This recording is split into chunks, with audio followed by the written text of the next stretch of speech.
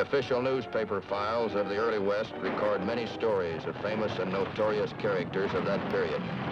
Henry Plummer, duly elected sheriff of Bannock, Montana in 1863, organized one of the most desperate and widespread criminal organizations in the history of the Northwest. And in closing, ladies and gentlemen, I want to thank you once again for electing me sheriff. And I promise you, nay, I solemnly vow here and now never to betray the trust that you've placed in me. Now, so as not to waste any more of your precious time or one more nickel of your hard-earned tax money, I here and now appoint my deputies. Money, boys. You can be sheriff just as long as you want to. Real successful day, wasn't it? Come in, boys. Yeah, you boys did a wonderful job. You and all the others who couldn't be with us tonight. I want each of you to take one of those badges. You know, I was so sure of this election, I ordered those badges before the votes were even in. How do you like that? Well, I always did say, Henry, when it comes to politics, you're a genius. It sure beats me how you do it. Organization is how I do it. Nothing more or less. Boys, I've got the whole state covered. The whole state. How do you like that? Well, it's not that I doubt you, Henry, but just how are all of us going to keep from shooting our friends? You know, somebody in the gang we don't know. Very simple. You take your neckerchiefs and you tie it in a sailor's square knot. All of you, just like this, the same way. See? Now, we use other markings much the same way. We mark pay wagons, stagecoaches, banks, and mines. Now, this system of ours is foolproof if we observe our own ground rules. There's a job I have in my mind that demands immediate attention. I happened to hear about the strike at the Lucky Mine the other day. You're acquainted with it, aren't you? Sure. Two guys that dug it are the luckiest cusses I ever met. Well, you won't be saying that about them day after tomorrow. The partners' names are Jamie Manning and Joe Anderson. Now, listen. Here's what we're going to do tomorrow.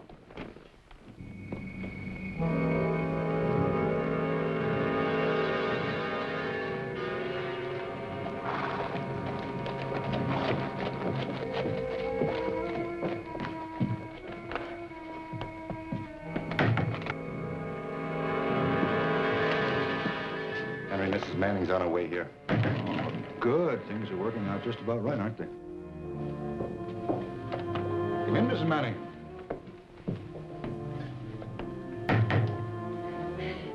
Sheriff Plummer, you can't do it. You just can't do it. My Jamie didn't kill his partner. You've got to save him. He didn't do it, I swear it. I'm sorry, Mrs. Manning, but your husband killed his partner out of greed. It was proved at a fair trial. You call that a fair trial? You call that mob a jury? Take a look at my husband's gun. He told you to take a look at it. It hasn't even been fired. Ned, where is Mr. Manning's gun? Where'd you put it? There on the top door of your desk. It'd be hard to believe, Mrs. Manning, but 3 shots were fired from this gun. They're the same caliber bullet that was found in the body. Can't be. Jamie. Oh, there. Things aren't as bad as they seem to be. Pretty eyes will get all red and swollen weeping like that. You say that as if there was some hope, Mr. Plummer. There's always hope, Mrs. Manning. Well, if you expect to save your husband from the gallows, you have to know the right people.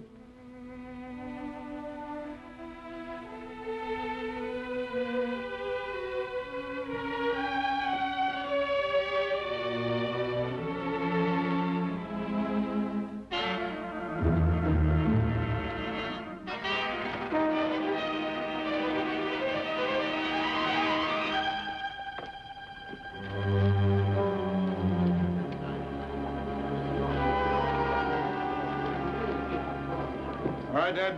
Bring him on.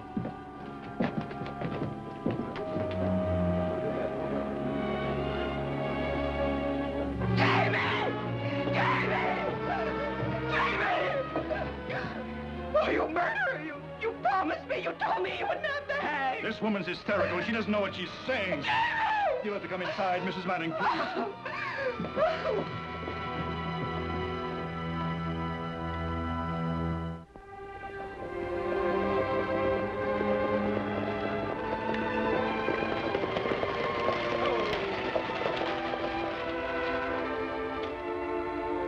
I'm Matt Clark, railroad detective.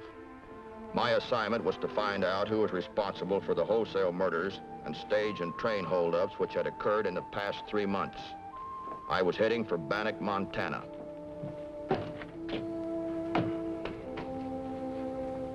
You run this relay station, mister? Yeah, Stage going to Bannack? sure does. How far is it? You'll be there in time for dinner. Yeah. How much is the fare? Get your ticket from the driver. You can pay at the other end. Oh. Here, give me your stuff and I'll stow it for you. Climb aboard, we're pulling out soon.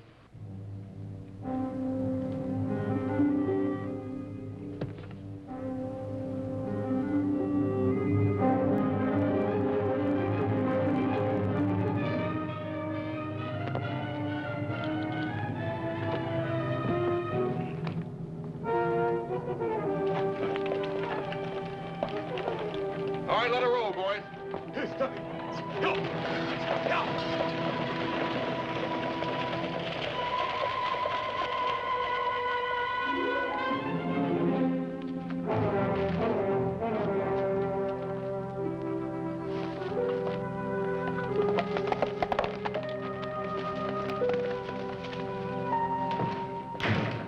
Yeager, what the devil are you doing here? Code marking on the stage coming in. There's a lawman on it.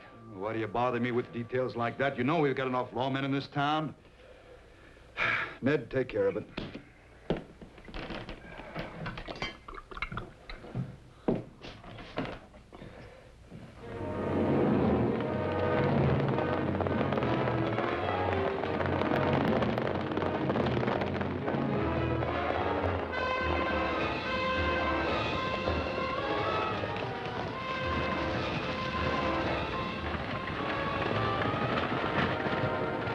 You boys keep the driver busy. I'll take care of the man in the coach.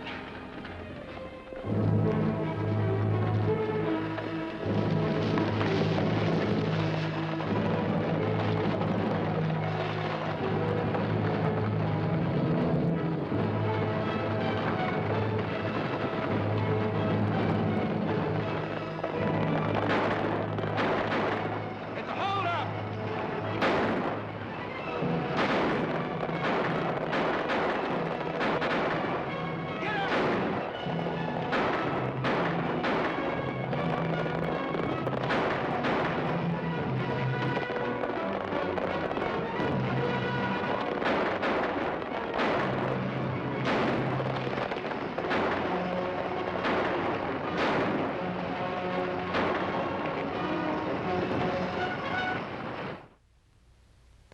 Frankie Adams, another railroad operative, had been placed in the stage office to get day-by-day information on shipments or anything else of interest.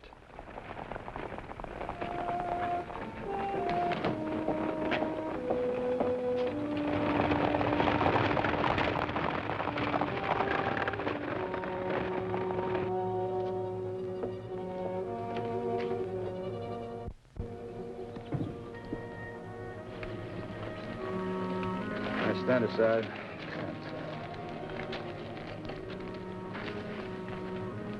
What happened? Hold up. Another man murdered.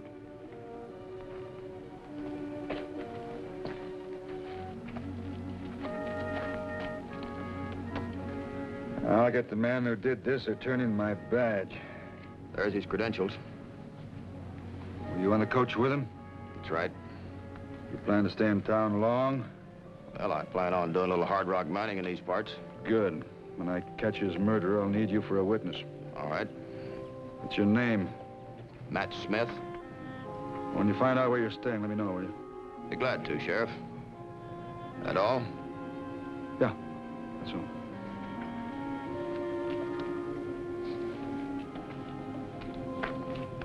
Another lawman, Sheriff? Yeah, looks like it. His credentials seem to show he is. Looks like we got a boy for a sheriff instead of a man. What we need is fighting men, not a bunch of politicians. Think you could do any better? I'm sure I could. Why don't you try? Maybe I will. It's all right, Matt. Nobody's here. Made any progress? A little. Let's have it. The robbers seem to know every time a stage goes out of here with gold on it. An inside leak? No, I'm positive. It's uncanny. I've checked telegrams, people coming and going, but nobody comes under suspicion. A little progress is right. I did get some information, though. I went to a quilting party the other day with the good ladies, and they're all excited about a vigilante committee forming. People are getting fed up, huh? That's putting it mildly. Might be a good outfit to tie in with. You know who's behind it? Yes, a man by the name of Captain Williams, one of our leading citizens in town. Oh? I'll see you later, Frankie.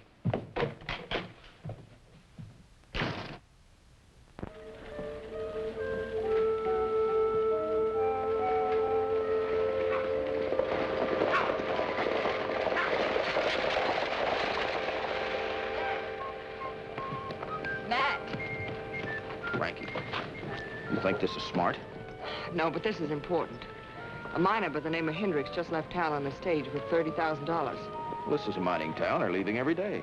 Yeah, I know, but he was drunk and he told half the town. This is a matter for the sheriff. Come on. Well, to be perfectly honest with you two, I just can't see any reason for this concern. If they'll hold up a stage just to shoot a man, they'll certainly hold it up to take $30,000. As a resident of this town, I demand protection for a fellow citizen.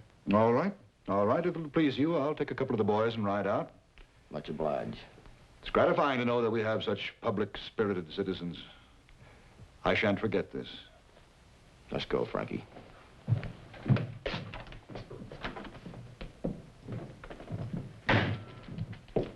He didn't seem any too anxious, did he? Yeah, no wonder this is a criminal's paradise. Don't you think we better do that riding ourselves? Yeah. You lock up the stage office. I'll go to the livery stable and get our horses.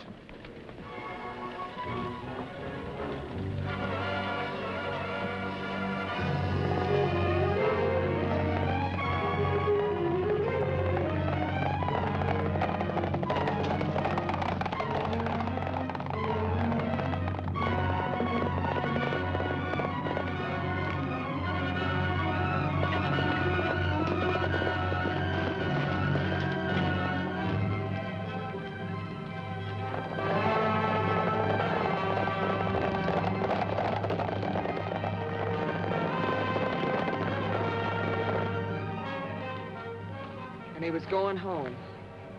They can't be too far off.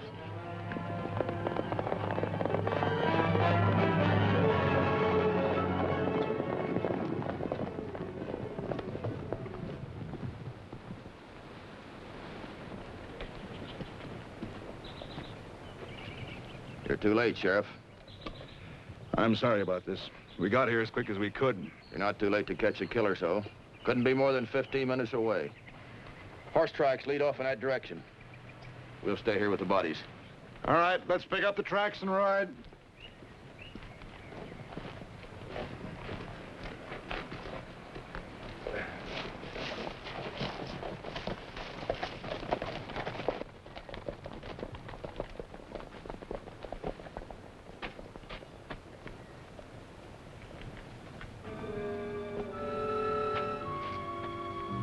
Matt, take a look at this. These are fresh. This company doesn't use any chalk markings. I wonder if it means anything. Well, I don't know. It might. I wonder what he's got in his hand.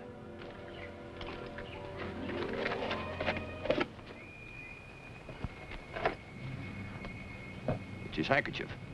He must have tied it that way before he got killed. It's a sailor's knot. Yeah. Some of the men in town tie their neckerchiefs with a sailor's knot. 2 Plummer's deputies had theirs tied that way. Did you notice? No. Could be this man was trying to tell us something. Must be when they've gone to all this trouble. You know, Frankie, I wonder what would happen if I'd tie my neckerchief in a sailor's knot.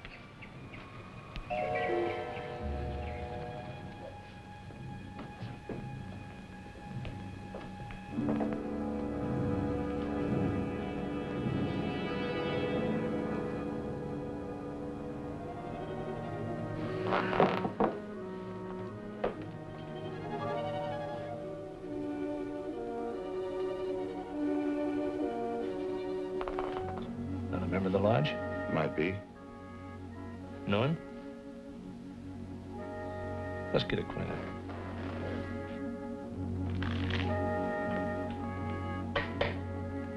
Howdy, mister. Oh, yeah.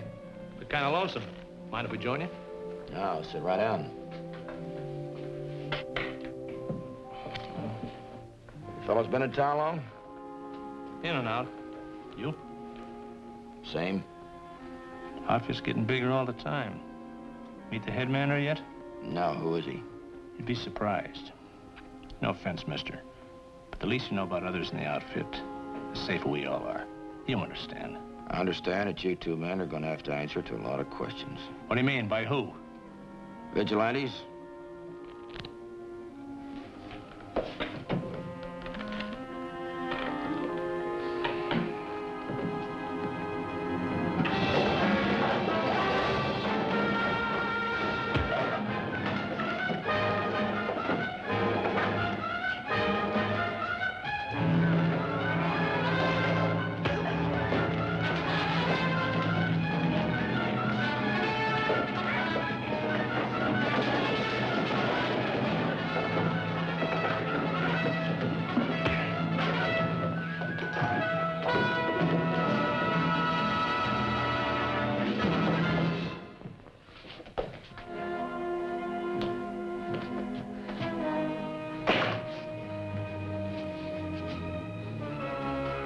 How about that?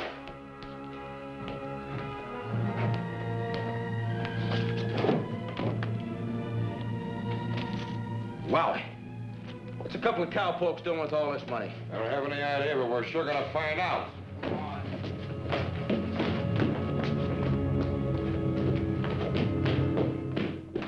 Yeah, those outlaws always seem to know what the coaches are carrying. That would mean they have spies at both ends of the line. They have spies every place. Before the vigilantes could pick any of them up, they've been warned, and we have a cold trail.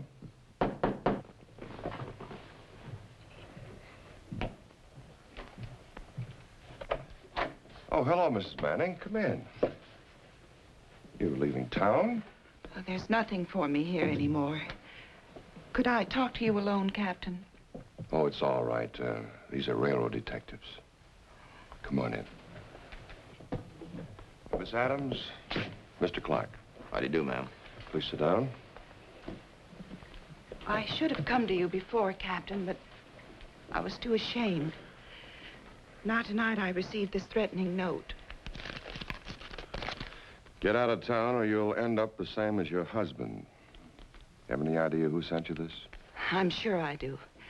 And I'll tell you all I know because I'm leaving anyway, and I won't have to be afraid anymore. The day before my husband was to be hanged, I went to Sheriff Plummer to plead for his life. The sheriff promised me that he would spare my husband's life if I would sign a certain paper. If I would sign a deed, turning over all my rights and interests to the mine that my husband and I had developed. Oh, I didn't know what it was at the time. I didn't even know right from wrong. He appeared to be my friend, and I was willing to do anything. That night, he came to my house. You were alone?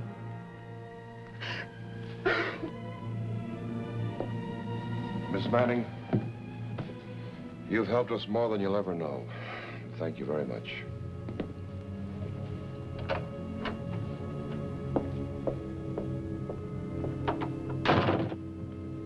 Do we need anything more? Not much. A few confessions, maybe. Do you want to go with me to the sheriff's office, Matt? I wouldn't miss it, Captain. But we don't want to go in there half-cocked. When we get Plummer, let's get him good. Come on, Frankie.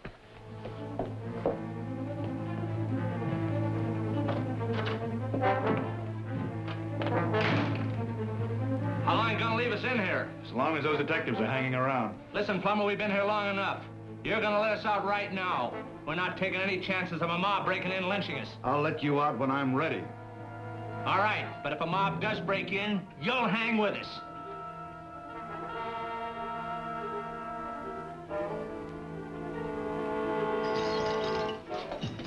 All right. Get out quick. Hey, it's a detective. I'll get out the back door, fast.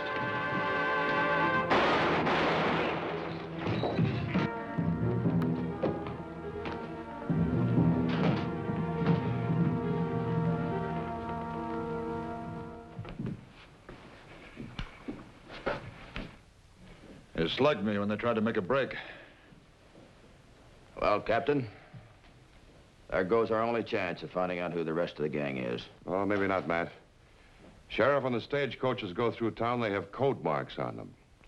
Will you send one of your deputies over to the depot and pick up anyone marking them? Oh, sure can, Captain. I've bungled things long enough around here. I'd like to make up. Matt, as long as you and I feel that there are spies at both ends of the stage line, why don't you and I go out tomorrow morning and check all the relay stations, huh? Good idea. Pick me up at 6 o'clock and I'll ride out there with you. Right now, I'll go get my deputies together.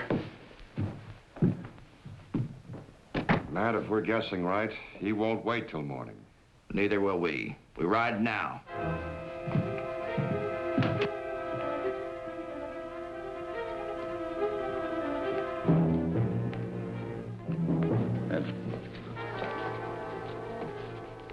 Take this note to Red Yeager at the relay station.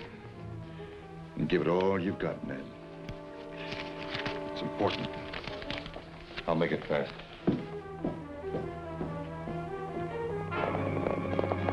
We'd been riding all night. We're nearing the relay station.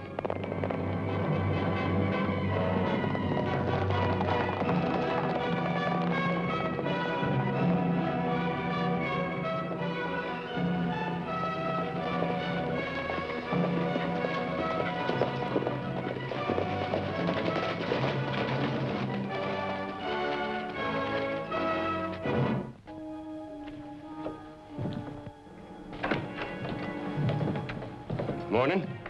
What can I do for you? Are you alone? Yeah. What's the trouble? Check on that and get the horses out of sight. That knot in your tie, what's it mean? Nothing. I've been wearing it like this for a long time. Have you noticed any chalk marks on stages coming in lately? Chalk marks? No. You're under arrest. What for? Wearing that sailor's knot in your tie. Like this? I suppose you don't like the way I part my hair either. Matt, there's a horseman coming down the road.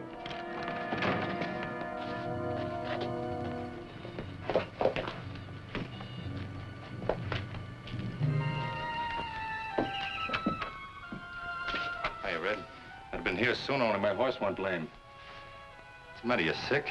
I got some new orders. I'll take that. Get over there.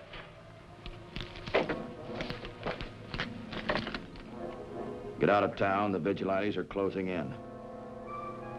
This note's unsigned. You're one of Plummer's deputies, aren't you? So what? He's the only man that knew we were coming out here. Plummer. Sheriff won't be around much longer, boys, if you care to talk. Let's turn him over to the vigilantes. No, wait a minute. Give us a break. I'll talk. What do you want to know? That's what I want to know about.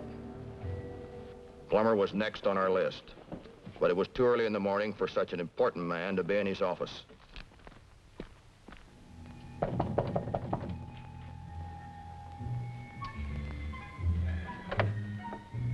Well, good morning, good morning. Come on in. All set to ride? Let me get my coat here. For your information, Plummer, you've had your ride. We just got back from the relay station. You're under arrest. I don't believe I understand you. I represent the law here. I'll have you and your whole mob of vigilantes put behind bars.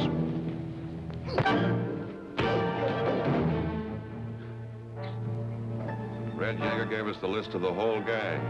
The vigilantes are waiting for you, Plummer. Come on. Vigilantes, no praise that they'll hang me. No, give me a chance. I'll go away and never come back. I'll do anything you say. Just give me a chance to square myself. You'll get a chance, Plummer. The circuit judge is due here day after tomorrow. You'll get plenty of chance.